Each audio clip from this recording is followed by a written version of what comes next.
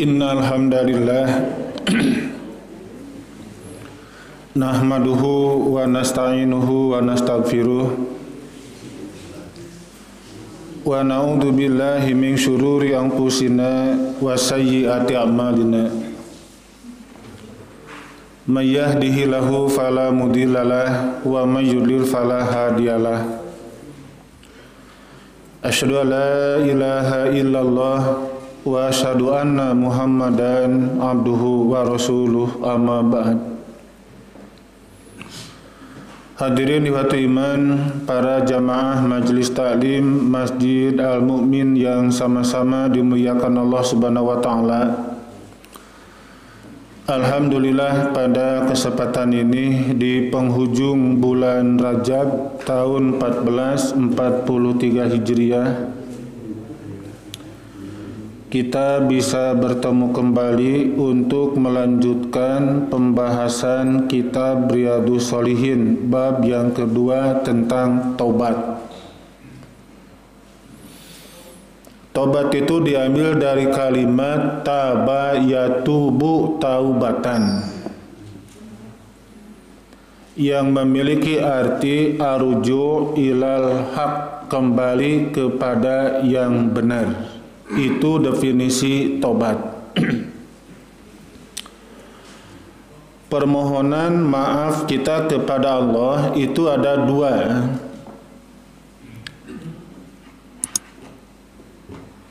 Berdasar atau disebabkan kita melaksanakan perbuatan atau dosa-dosa yang tidak terasa, kesalahan yang tidak disengaja, maka kita dianjurkan untuk beristighfar.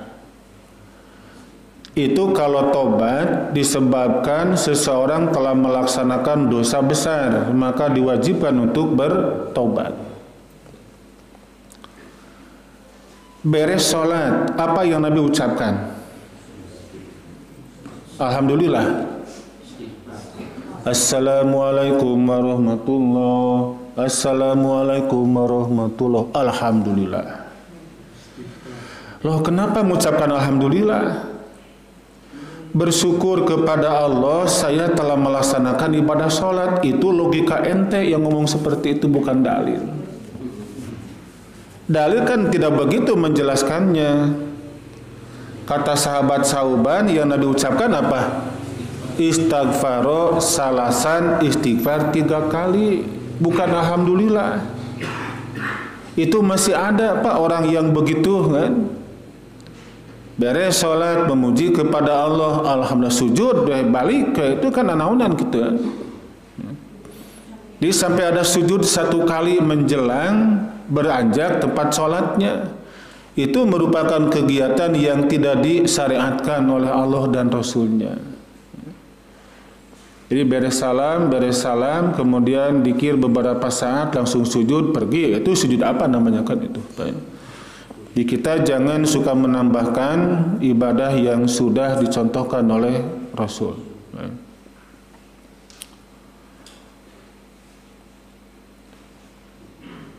Kenapa itu beres sholat Nabi memberikan contoh kepada para sahabat beristighfar? Ya karena dalam sholat ada kemungkinan Pak. Itu ketika kita lagi sholat ada kemungkinan kita melaksanakan perbuatan-perbuatan yang tidak dianjurkan. Mungkin ngalamun kan? Allahu Akbar, kagak mar segala-galana Pak. Ya. Lupa nyimpen kunci motor di mananya itu, dina laci tidak ada, jaket tidak ada, dina halapan kompor tuh ayah di mana sih?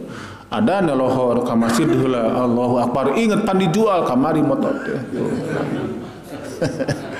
Jadi itu kapan ingatnya? Dalam sholat. Nah itu kan merupakan kesalahan dalam sholat Pak ya. Maka kita kan diwajibkan untuk beristighfar, beres salam teh astagfirullah, astagfirullah, astagfirullah.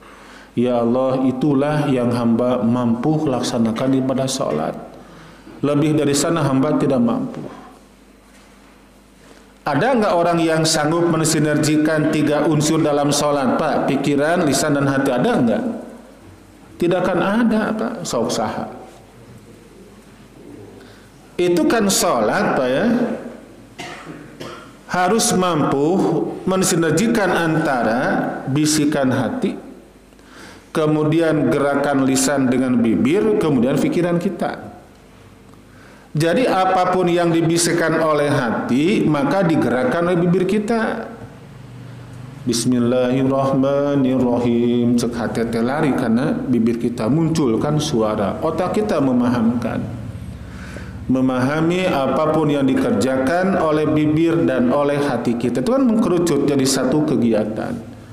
Maka tiga macam yang tadi mereka harus bekerja sama, mengerjakan objek yang sama. Hati membisikkan Al-Fatihah, lisan kita menyuarakan, pikiran kita memahami. Itu yang hebat, itulah khusyuk dalam sholat maknanya. Ulah sama-sama bekerja, hati berbisik, sibuk entah dengan siapa. Ini mah pandai membaca pikiran berangkat duka tingkah mana. Wah, itu kan mereka sibuk masing-masing. Nah, itu merupakan kesalahan dalam sholat. Maka beres sholat kita beristighfar kepada Allah. Astagfirullah. Apa filosofisnya? Ya Rabb, itulah yang hamba mampu laksanakan. Lebih dari situ ya hamba tidak mampu. Maka beristighfar. Itu istighfar, pemohonan ampun kita kepada Allah karena berangkat dari perbuatan kesalahan yang di luar kemampuan kita. Tidak disengaja, Pak ya. Kalau tobat ya terbalik. Ini merupakan kesadaran seseorang karena dia telah melaksanakan perbuatan dosa besar, maka wajib bertobat. Tobat itu kan. Kita lihat surat An-Nur ayat 31. A'udzubillahi minasyaitonirrajim. Wa tubu ilallahi jami'a ayyuhal mu'minun la'allakum tuflihun. Wa qala Allah Ta'ala, Allah berfirman, wa tubu ilallahi jami'a, dan bertaubatlah engkau semua kepada Allah, ayyuhal mu'minun, hai sekalian orang mukmin, la'allakum tuflihun, supaya engkau semua memperoleh kebahagiaan. Loh, kenapa di sini orang yang beriman untuk bertobat? Berarti Pak, itu orang yang beriman, dia bukan merupakan orang yang suci. Dia tidak termasuk orang yang bebas dari dosa dan kesalahan. Tidak akan ada orang yang bersih, Pak, tidak akan ada. Pak, ya? Yang disebut manusia tentu mereka punya dosa, punya kesalahan. Mungkin disengaja, mungkin nggak disengaja. Itu pasti akan terjadi, Pak. Ya. Tidak akan ada orang yang suci, Pak, tidak akan ada, Pak ya. Saya ini orang suci. Oh, nomor berapa? Nomor 32. Utama di mana suci teh? Jalan suci Pak dengan Pak. Di mana? Di Pahlawan. Itu kan jalan suci. Utama alamat itu kan suci. Rasulullah Shallallahu Alaihi Wasallam pernah enggak beliau melaksanakan kesalahan? Nah? Pernah, Pak. Bahkan kesalahan yang dilaksanakan bukan kesalahan yang ecek-ecek, bukan tuh yang luar biasa, mengharamkan yang Allah telah halalkan. Buktinya apa? Turun surat At-Tahrim. Itu kan At-Tahrim merupakan bentuk teguran Allah kepada Kangjeng Rasul, Pak ya. Ya, Bapak lihat di sini biar lebih jelas kan. Bisi pajakeun saya berbuat-buat. Bila aku Nabi melaksanakan perbuatan salah. Tidak mungkin, itu hanya salah penafsiran, misalnya seperti itu, Pak ya. Ya, kita lihat saja, Pak. Di dalam Quran surat apa tadi, Pak? At-Tahrim. At-Tahrim nomor berapa suratnya? 66, ya. Kita lihat saja satu ayat, tidak perlu banyak-banyak. Serius, Pak ya, banyak mas satu saja, Pak. Kayak yang ini, Pak. Ya. Kurang perbesar, Pak ya. Nah. Bismillahirrahmanirrahim. Ya ayuhan nabiyyu, wahai nabi, bukan ya Muhammad. Ini yang diseru siapa? Nabi Muhammad yang berstatus sebagai Nabi. Kenapa kalimatnya enggak ya ayyuha Muhammad atau ya Muhammad, tapi ya ayyuhan Nabiyu? Pantaslah Nabi ngomong seperti itu. Hei Ustaz, hei Saifuddin, beda itu Pak. Ya. Kalau Bapak negur saya, ente kok selain Ustaz dua itu kan. Jadi langsung kan koneknya kuring depan Ustaz itu kan. Ya sana Saifuddin itu kan, saya Saifuddin nama saya kan gitu Pak ya. Nah, ya ayuhan nabiyyu, hai nabi. Ini merupakan teguran yang amat sangat ya Allah kepada Rasulullah sallallahu alaihi wasallam. Lima tuharimu ma ahalallahu lak. Mengapa kamu mengharamkan apa yang Allah halalkan bagimu? Begitu beraninya, begitu teganya kau Nabi berani mengharamkan yang telah Allah halalkan buat kamu. Apa yang melatar belakangi Nabi sampai berani mengharamkan yang Allah halalkan? Nah di sini Pak ya, tabtagi mardota azwajika. Oh ternyata ini yang Nabi harapkan teh. Tabtagi mardota ajwajik, kamu mencari kesenangan hati istrimu, berani demi istri bahagia, demi istri senang, maka Nabi rela mengubah hukum Allah yang Maha Kuasa. Ini kira-kira dosa besar bukan ini? Iya. Ini kan mengubah hukum Allah ini. Ini mengubah hukum Allah ini. Dulu pada zaman Bani Israel itu kan para pendeta mereka tuh mengubah ketetapan Allah yang Maha Kuasa. Mereka tuh beribadahnya setiap hari Sabtu. Setiap hari Sabtu mereka berangkat. Jumahan mun diurang malah. Itu mereka kan Sabtuan Pak ya. Sabtu itu mereka berangkat. Karena itu pendeta mereka hobinya karena mancing Pak, diuji oleh Allah Pak. Dengan apa?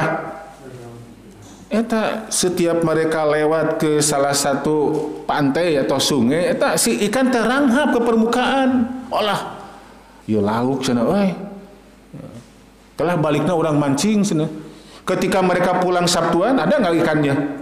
Tidak ada. Minggunya tidak ada, Senin tidak ada. Kapan tuh tampil lagi? Sabtu. Wah, kieu mah dirobah ibadah cenah ieu. Nya dialihkan pada hari Ahad. Sampai sekarang itu berlakunya. Ditegurkah mereka oleh Allah? Enggak ditegur, hanya diberitakan oleh Allah kepada kita lewat lisan Rasulullah sallallahu alaihi wasallam. Itu tercantum di dalam Quran surat Al-Baqarah kan ada ya di sana.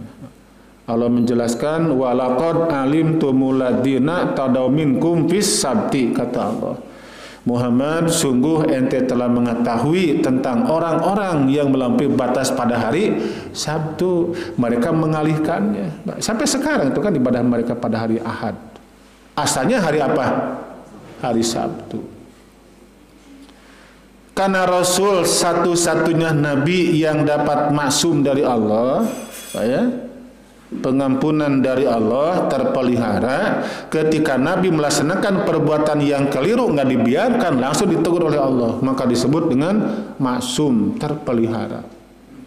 Di kita pun ada maksum kan, ada di Ranca Ekek. Nama bukan sifat, Pak ya. Guys, pokoknya mana bapak mau ke masjid, anu pokok asa mamah senang, nah itu kade gitu ya. Berarti bapak telah mendewakan kepada mama, kepada mama. Ini Nabi kan begini Pak ya. Kata Allah bagaimana? Tabtagi mardota ajwaji, kamu mencari kesenangan hati istri-istri kamu. Allah benci tidak mengapa, yang pokok kau bahagia. Itu yang pokok kau merasa senang. Dan ini semua Allah tidak membiarkan. Ini saya berikan gambaran di sini bahwa yang disebut manusia tentu dia punya dosa dan kesalahan. Tapi bukan berarti kita ya merasa dinina bobokan itu kan, baik dah jelema masuk salahnya ngabohong, dia bukan begitu maksudnya Pak ya, bukan Pak ya. Jadi di sini kan ada perintah bertobat kepada Allah, kepada siapa? Ini perintahnya, ayyuhal mu'minun, hei orang-orang yang beriman. Orang yang beriman pun tentu pernah melaksanakan sebuah kesalahan Pak ya. Kalaulah ada orang yang menyatakan bahwa ini suara adzan identik dan dengan gogognya gogog gitu kan Pak ya. Ini berarti ada yang membisikkan. Itu siapa pembisiknya? Itu siapa pembisiknya? Karena demi membahagiakan teman-temannya yang beragama non-Islam, maka muncul fatwa yang itu kan bisa terjadi Pak ya. Ditegurkah dia? Enggak, itu oleh Allah, tapi oleh masyarakat ditegurnya kan gitu Pak ya. Ada yang melaporkan kan salah seorang mantan menteri, justru ini yang terlapor. Wah, silaporkan pada orang Pak ya. Jadi kadelah usum silih melaporkan kalau sekarang ya. Kata MUI kan itu kalau dia bertobat minta maaf kepada umat Islam tidak akan hina, bahkan jadi mulia kan gitu Pak ya. Kalau itu memang legowo itu Pak. Jadi ini surat An-Nur 31 memberikan penjelasan kepada kita tentang kewajiban bertobat. Jangan kita merasa kita telah beriman maka dijamin kita tidak punya dosa. Enggak seperti itu. Tetap yang disebut manusia kan dia merupakan makhluk sosial ya. Suatu ketika melaksanakan penyimpangan. Tubu ilallah jami'a kata Allah. Dan bertaubatlah engkau semua kepada Allah, hai sekalian orang mukmin, supaya engkau semua memperoleh kebahagiaan. Bukankah kita hidup ingin bahagia? Berbuat kesalahan yang kecil istighfar, yang besar kita bertaubat kepada Allah. Nah, itu penjelasan surat An-Nur ayat 31. Sekarang surat Hud ayat 3. Istaghfiru rabbakum summa tubu ilaih. Ini ada dua di sini dua-duanya. Mohon ampunlah kepada Tuhanmu semua dan bertaubatlah kepadanya. Di saya tadi di muka menjelaskan tentang perbedaan dan persamaan istighfar dan tobat. Kalau ini berawal dari dosa-dosa yang kecil yang mungkin tidak disengaja. Kalau ini ya dosa yang besar kalau disengaja. Istighfar dan tobat. Kemudian At-Tahrim ayat 8. Ya ayyuhalladzina amanu tubu ilallah taubatan nasuha. Taubatan nasuha. Ya ayyuhalladzina amanu, hai sekalian orang-orang yang beriman. Ya ayyuhalladzina amanu, hai orang-orang yang beriman. Kalau tidak beriman kan tidak dihaikan oleh Allah upaya. Ini kepada siapa? Kepada orang-orang yang beriman. Tubu ilallah, bertobatlah kau kepada Allah taubatan nasa, dengan tobat yang sebenarnya. Karena ada orang yang bertobat di waktu pagi, sorenya dia melaksanakan perbuatan yang sama kelirunya. Itu nggak termasuk taubatan nasuha. Ini taubatan nasuha, dia menjanjikan dalam dirinya tidak akan melaksanakan perbuatan yang sama dosa besarnya. Itu termasuk nasuha. Oleh karena itu ulama sufi memberikan ada 3 tahapan untuk melaksanakan taubatan nasuha katanya Pak ya. Ada 3 tahapan Pak. Tahapan yang pertama ada yang disebut dengan pernyataan takholi Pak ya. Takholi. Takholi. Nah, ini takholi.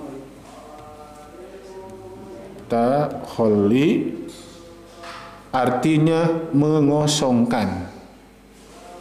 Mengosongkan apa? Mengosongkan diri di berbagai macam penyimpangan. Punten Pak ya, dulu suka berzina, sekarang ditinggalkan. Dulu suka nyekek botol, sekarang ditinggalkan. Dulu pernah membunuh, sekarang ditinggalkan. Itu maksudnya takholi, mengosongkan diri Pak. Dikosongkan diri di berbagai macam perbuatan yang menyimpang. Dalam waktu yang bersamaan dia pun melaksanakan tahalli. Tahali ialah menghiasi diri. Tahali menghiasi diri. Menghiasi diri dengan sejumlah amalan solihan. Dulu tidak pernah ke masjid, sekarang jadi ke masjid. Dulu jangankan saum sunat, Pak ya, bahkan yang wajib pun tidak pernah. Kalau sekarang dihiasi diri dengan sejumlah ibadah-ibadah yang sunat pun dia laksanakan, itu dihiasi. Itu namanya tahali. Tahali mengosongkan, tahali menghiasi diri. Nah, yang ketiga ada yang disebut tajali. Tajali ialah mendawamkan atau mengkontinyukan, ya. Nah, ini merupakan tahapan-tahapan untuk melaksanakan taubatan nasuha. Nah, ada orang yang bertanya, ini kira-kira berapa masa antara tahali dengan tahali? Ini bersamaan.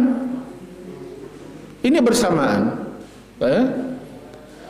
Jadi ketika orang dia tuh merasakan, aku pernah melaksanakan dosa yang besar pun tanpa pernah berzina, itu kan langsung dia akan terpukul perasaannya, Pak. Malu oleh masyarakat kan, malu oleh tetangga, malu oleh keluarga, dan dia tobat kepada Allah. Maka dikosongkan dari berbagai macam perbuatan yang menyimpang. Dan waktu juga dia menghiasi diri.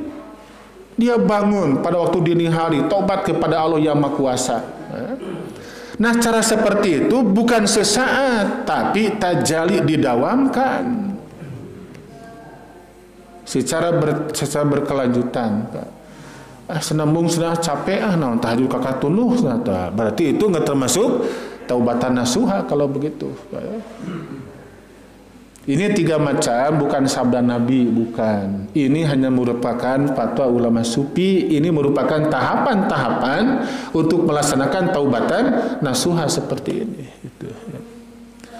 Jadi kalau ada orang yang pernah melaksanakan perbuatan maksiat, dia juga menyesali dan taubat kepada Allah, hanya beberapa saat, bulan berikutnya dia melaksanakan perbuatan yang sama, itu nggak termasuk taubatan nasuha.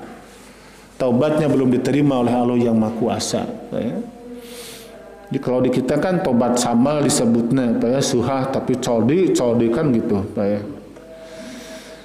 Ya, waktu iman yang saya hormati dan yang Allah muliakan, di dalam kitab ini dimunculkan 3 surat untuk bab yang kedua. Yang pertama An-Nur 31, yang kedua Hud ayat yang ketiga, dan yang ketiga At-Tahrim ayat yang ke-8.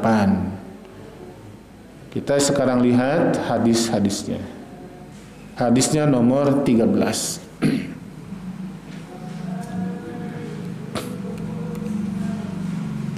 Wa an Abi Hurairah radhiyallahu anhu qala, dan dari Abu Hurairah radhiyallahu an berkata, sami'tu Rasulullah sallallahu alaihi wasallam yaqul, aku mendengar Rasulullah bersabda,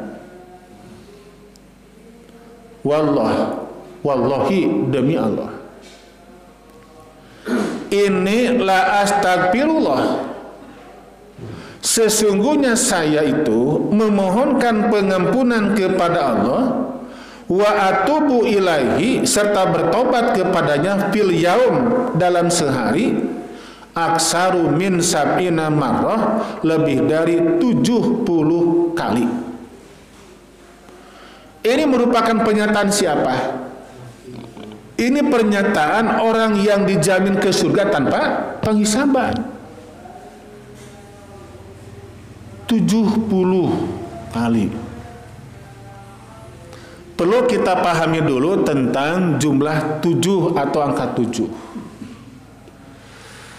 Itu angka 7 dalam bahasa Arab termasuk jumlah yang mustarok, jumlah yang memiliki beberapa arti, Pak ya. Bukan merupakan yang sebenarnya, bukan. Ya. Kemudian angka 7, 70, 700, 7000, itu 7 pokoknya apa? Itu bukan merupakan 7 yang pasti, bukan. Itu kalau 7 yang pasti, angka 7 membutuhkan penjelasan. Contoh, bagi jamaah haji yang tidak punya hewan kurban, itu kiparatnya apa kata Allah? Saum kan? Faman lam yajidil hadya, maka bagi siapa yang tidak dapat hewan kurban, uangnya ada tapi hewan kurbannya tidak ada, hewan kurbannya ada tapi duit tidak punya, misalnya gitu kan Pak ya. Pokoknya ini tidak pernah berkurban, maka dia wajib membayar kifarat dengan cara saum 3 hari di tanah suci, wasab'atin idza rajatum, dan 7 apabila kamu pulang. Itu 7 apa? Allah menyatakan itulah jumlah 10 yang sempurna. Berarti benar 7 nana. Pan 3 hari di mana? Di Mekah. Tambah 7 ketika kita pulang ke kampung halaman. Itulah jumlah 10 yang sempurna. Berarti kita 7 itu benar jumlah angka 7, Pak ya. Ini buat saya bukan ini. Iya, kalau ini buat saya diminum dulu, Pak ya. Nah, bismillah.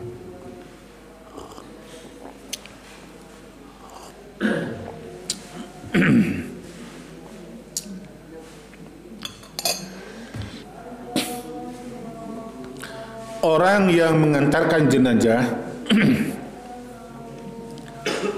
kemudian mereka pulang setelah 7 langkah, maka malaikat Munkar dan Nakir ada orang yang dimakamkan tadi.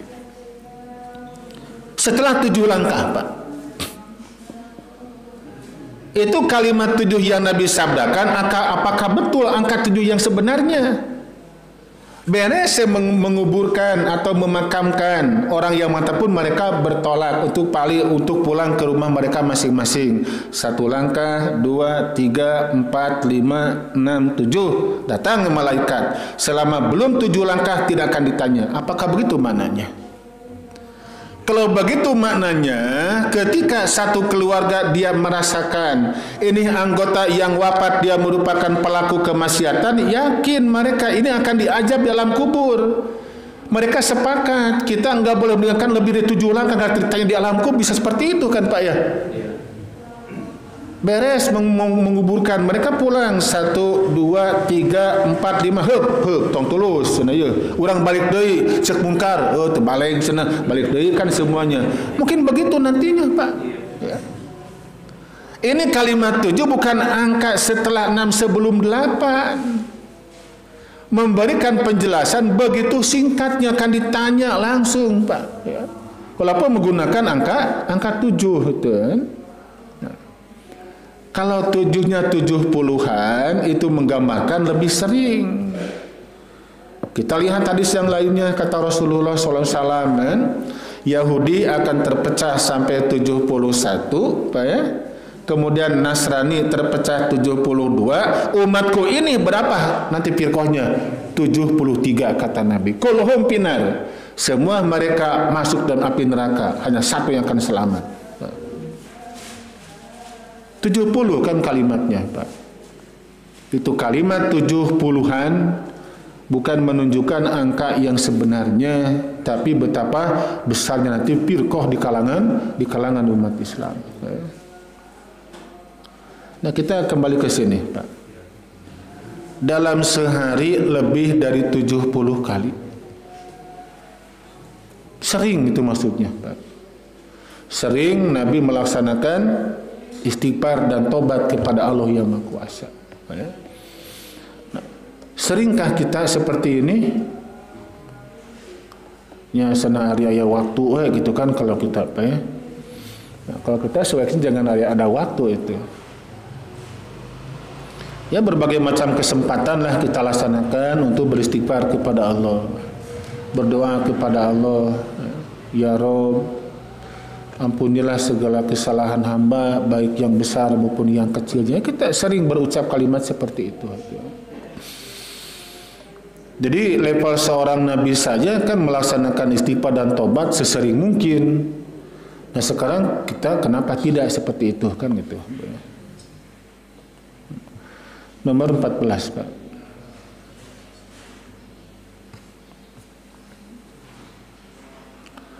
Wa anil Agor bin Yasar al-Mujani radhiyallahu an qol, dari Agor bin Yasar al-Mujani radhiyallahu an katanya, qala Rasulullah sallallahu alaihi wasallam, Rasul telah bersabda, Ya ayuhan nas tubu ilallah wastaghfiruhu. Hai sekalian manusia, bertobatlah kepada Allah dan mohonlah pengampunan daripadanya. Fa ini atubu fil yaumi mi'ata marrah. Karena sesungguhnya saya ini bertobat dalam sehari 100 kali. Riwayat Muslim, kalau ini jelas 100 kali. Allah senang Nabi kapan bekerjanya sampai bertobat sebanyak 100 kali. Itu jangan kita memahami ini Nabi melaksanakan bertobat itu dalam beres sholat di masjid, bukan begitu, Pak. Bolehkah kita beristighfar sambil nyetir mobil, sambil numpak motor, sambil berjalan? Boleh, silakan, Pak. Ya. Jadi tidak ada ketetapan itu istighfar dan tobat harus sila menghadap ke kiblat, tidak juga seperti itu. Ada imam, ya, imam, dia mantan imam itu kan, ada imam ke sholat itu, beda sholat kan, assalamualaikum warahmatullahi kanan dan kiri, kemudian menghadap ke makmum, berputarnya kiri kanan, berputarnya ke kanan kan, ke kanan berputar menghadap kepada jamaah, wiridan kan, subhanallah subhanallah subhanallah, subhanallah. Ketika tasbih itu ulah beri culang cileng. Subhanallah, subhanallah. Kang, kamana? Ulah kitu, Pak, tuh. Nah, itu tidak konsep seperti itu, Pak. Beres saya wirid, dia malik ka kulon. Itu naunan seperti itu. Pernah enggak Bapak Ibu melihat ada mantan imam seperti itu? Ketika beres itu dia malik ka kulon. Ketika ditanya tenang, malaikat itu apa ngadoai tadi, bukan doa tadi gitu. Ya. Itu yang diwajibkan menghadap kiblat ketika sholat, Pak. Ketika sholat. Atau ketika berdoa setelah beres jumroh gitu kan, ketika jumroh berdoa kan, kemana menghadapnya? Ke kiblat menghadapnya. Saya juga kan sama, Bukit Sopa menghadap kiblat. Itu ada ketentuannya. Maka di luar itu semua tidak disyariatkan kita bertobat, istighfar menghadap ke arah kiblat, tidak perlu, Pak, ya. Ketika jalan sambil duduk berbaring, ya silakan, ya. Itu dalam lisan Nabi, dalam pikiran Nabi, hati Nabi, lisan Nabi itu terucapnya kalimat-kalimat thayyibah semuanya juga, Pak, ya. Jadi kalau dalam Bukhari tadi menggunakan kalimat mustarokan 70 lebih. Dalam Muslim dinyatakan 100 kali, Pak. Dan ini kenapa, kapan waktunya? Ya silakan diatur oleh kita. Misalnya kalau kita lagi bekerja ada waktu yang rehat, Pak, ya. Atau kita ngetik rehat dulu, ya istighfar kepada Allah. Mungkin mampunya 10 kali kita laksanakan, ulang teuing lah gitu, Pak, ya. Jangan sampai nol dari kita melaksanakan istighfar dan tobat kepada Allah yang Maha Kuasa. Jam berapapun mampunya kita laksanakan. Karena tidak ada satupun yang mengatakan itu tobat istighfar yang paling bagus ialah malam ini pukul sekian, tidak keterangannya, Pak, tidak ada. Sebagaimana hanya kan orang-orang di kita mereka lebih senang membaca Al-Kahfi tiap malam Jumat. Barang siapa yang membaca per awal surat Al-Kahfi pada malam Jumat maka akan gini. Nah, itu semua kan hadisnya juga tidak sahih keterangannya, Pak, ya. Baca Al-Kahfi mau malam, siang, Senin, Selasa, Rabu tetap itu punya nilai di hadapan Allah yang Maha Kuasa, Pak. Nomor 15 sekarang, Pak. Kita langsung lihat terjemahannya, Pak, ya, biar agak cepat sedikit, Pak. Dari Abu Hamzah, yaitu Anas bin Malik Al-Ansari radhiyallahu an, pelayan Rasulullah sallallahu alaihi wasallam, katanya Rasulullah sallallahu alaihi wasallam bersabda, sesungguhnya Allah itu lebih gembira dengan taubat hambanya daripada gembiranya seorang dari engkau semua yang jatuh di atas untanya dan oleh Allah ia disesatkan di suatu tanah yang luas. Muttafaq alaih. Nah, ini kan membutuhkan pemikiran yang serius di sini Pak ya. Ditong malaweng lah gini Pak. Tobat Pak ya. Apa tobat? Aruju ilal khair, kembali kepada yang benar gitu kan Pak ya. Nah, contoh begini Pak. Contoh begini Pak ya. Saya akan mengilustrasikan gini Pak. Mengilustrasikan Pak ya. Anggap ini garis lurus. Ini lurus enggak Pak? Anggap lurus Pak ya. Anggap lurus Pak. Dah saya lempon aku pakai jidar kan. Anggap ini lurus Pak. Ini titik A, titik kelahiran kita. Ini titik B, titik kematian kita. Nah, ya? Nah, kita berjalan, seseorang berjalan. Ini jalan Allah ini. Ini yang merah merupakan qul hadhihi syirati, inilah merupakan jalanku mustaqim yang lurus kata Allah.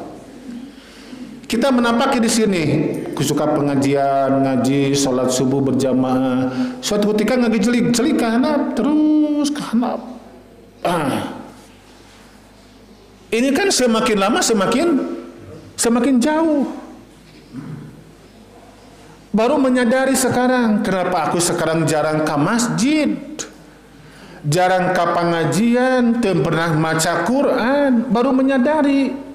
Sementara orang-orang mereka masih kena aktif, mereka giat ngaji, mereka giat berjamaah. Aku sekarang tidak. Bahkan aku sekarang lebih senang gibah, lebih senang menceritakan keburukan orang lain. Dia baru menyadari. Maka kesadaran orang yang bersangkutan kembalinya dari sini ke sini, itu namanya taubatan. Ya? Jadi Bapak lihat ini yang berwarna kuning, ini namanya jalur taubatan. Taba yatubu taubatan. Ini gambarannya. Allah senang seperti ini. Oh, kalau begitu aku harus melaksanakan kemaksiatan dulu dong, nanti bertobat. Lah bukan begitu maksudnya. Nah, tadinya kesimpulan teh. Bukan begitu, Pak ya, bukan, Pak.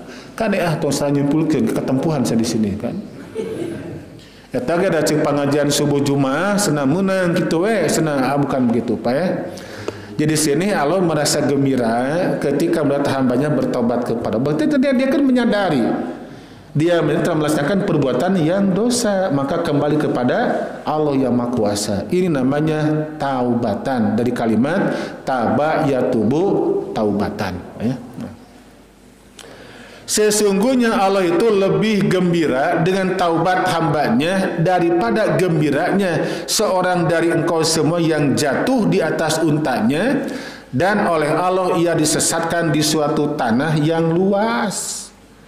Ini merupakan penganalogian. Jadi ada orang yang jatuh dari atas untanya, dia kan beristighfar kepada Allah, istirja kepada Allah. Allah juga merasa bahagia seperti itu. Kenapa orang sampai jatuh di atas unta di tanah yang luas? Itu kan bisa terjadi. Jatuhnya orang yang tadi tidak mengucapkan kalimat dasar sial aku, tapi tidak. Apa yang dia ucapkan? Istirja. Apa itu istirja? Inna lillahi wa inna ilaihi rajiun. Allah merasa gembira, lebih gembira lagi ketika hambanya melaksanakan dosa besar, dia bertaubat kepada Allah. Gitu Pak ya. Mana hadis di nomor yang keberapa Pak? Di nomor yang ke-15-nya Pak ya. Oke. Kita lanjut sekarang nomor 16 Pak.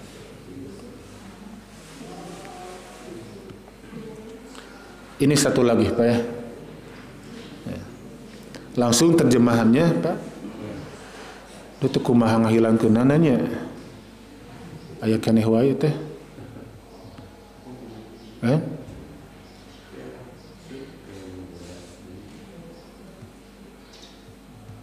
Iya Pak. Dari Abu Musa Abdullah bin Qais al-As'ari radhiyallahu an, dari Nabi sallallahu alaihi wasallam sabdanya, sesungguhnya Allah Ta'ala itu membeberkan tangannya, yakni kerahmatannya di waktu malam untuk menerima taubatnya orang yang bertaubat kesalahan di waktu siang, dan juga membeberkan tangannya di waktu siang untuk menerima taubatnya orang yang bertaubat kesalahan di waktu malam.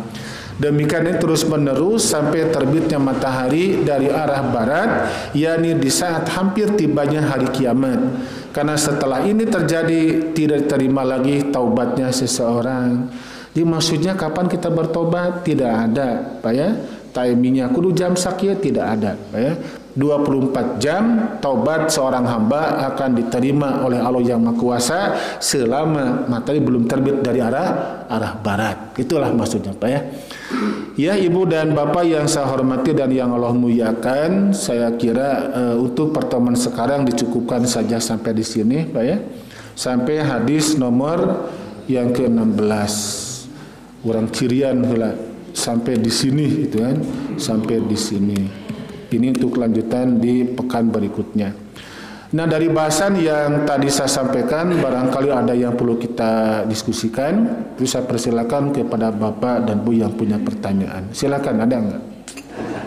Kita akan melaksanakan apa yang Nabi perintahkan. Nabi kan bersabda begini, apabila wabah menyerang di salah satu daerah, kata Nabi ini, si penduduk di dalamnya tidak boleh keluar, orang di luar pun mereka tidak boleh masuk. Itu kan satu, Pak ya. Nah, sekarang di salah satu perkomplekan, ini rumah kita, ini masjid, ada kekhawatiran nanti karena Bapak sekarang lagi tidak sehat, maka diupayakan jangan ke masjid, bisi nularkeun ka batur. Atau ketika Bapak lagi sehat, der ke masjid, aya calon jamaah anu bedegong, batuk, jadi tenggorokan, der ke masjid, kayak bakal nular ke Bapak. Isi merasa khawatir, memberikan masukan kepada Bapak. Bapak melaksanakan itu yang tadi. Itu nggak termasuk ayat yang tadi at-tahrim, nggak termasuk. Enggak. Bahkan Bapak nuntutkan itu bisa terjadi sesuatu yang tidak diinginkan. Di pada hakikatnya tindakan Bapak yang tadi tidak termasuk pada tahrim ayat yang pertama, tidak termasuk kan gitu, ya. Yang termasuk begini, Pak. Bapak kerja di salah satu BUMN, Bapak punya jabatan yang memadai lah, gitu kan. Sangat besar peluang untuk korupsi. Punten Pak, dari contoh kurang genah gitu, tapi mereka paham lah ke Bapak. Itu Bapak satu komplek dengan karyawan bawahan Bapak. Segisi Bapak teh, Pak, itu kan tetangga kita yang rumah sebelah itu kan di bawah, itu kan jabatan di bawah Bapak. Dia kan punya mobil, dia punya ini. Kalau Bapak kan mobilnya hanya carry tiba baheula. Segisi kan gitu, Pak. Kata Bapak begini, mungkin dia punya rezeki. Enggak, aku juga itu kan kerja hanya dengan Bapak, cuman juga, tapi sampai seperti itu. Gini Mas, sebetulnya tetangga yang tadi dia tuh melaksanakan tapi tidak boleh ributnya, ya kasihan dia. Bapak juga nggak berani menegurnya. Dia tuh korupsi, misalnya seperti itu. Loh, kenapa Bapak korupsi saja gitu kan? Demi keluarga kita, ya Bapak terpancing melaksanakan demi membahagiakan keluarga, itu termasuk ayat yang tadi kalau begitu. Karena Bapak melaksanakan perbuatan yang diharamkan demi membahagiakan siapa? Nah, istri itu kan. Kalau yang tadi contoh yang pertama tidak termasuk. Gitu, Pak. Ada yang lainnya silakan. Dari Ibu nggak ada?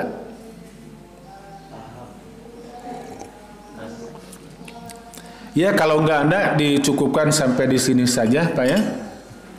Yus akan ulangi. Tobat dan istighfar itu memiliki kesamaan dalam dampaknya, yaitu berdampak dari sebuah perbuatan penyimpangan. Perbedaannya itu kalau istighfar perbuatan kesalahan yang kecil atau yang tidak terasa, maka kita wajibkan untuk beristighfar. Nah, kalau tobat itu berawal di dosa-dosa yang besar. Nah, Rasulullah berdasarkan pada hadis Bukhari dan Muslim yang tadi, itu beliau melaksanakan istighfar dan tobat dalam satu semalamnya kurang lebih berapa? 100 kali. Nah, sekarang kita dalam 24 jam kita bertobat kepada Allah, istighfar itu berapa kali, Pak ya? Dan tentu kalau kita tidak mampu sampai 100 kali, yang pokok isi hari-hari kita dengan sejumlah amalan yang soleh. Juga jangan lupa isi dan kegiatan untuk memohon ampunan kepada Allah yang Maha Kuasa. Kurang baguslah apabila kita merasa kita merupakan orang yang bersih, kita merupakan orang yang tidak punya dosa sedikit pun, itu kurang bagus.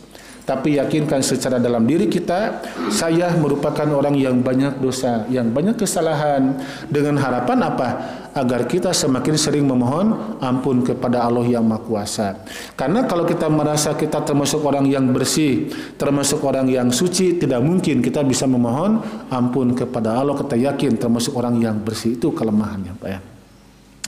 Nah, mudah-mudahan dari bahasan yang tadi saya sampaikan, Allah senantiasa memberikan peluang kepada kita, kesempatan kepada kita untuk menggiatkan sejumlah amal yang soleh, untuk menggiatkan ibadah kita kepada Allah. Dan waktu yang bersamaan Allah juga memberikan kesempatan yang baik kepada kita untuk memohon ampunan kita kepada Allah Subhanahu wa taala.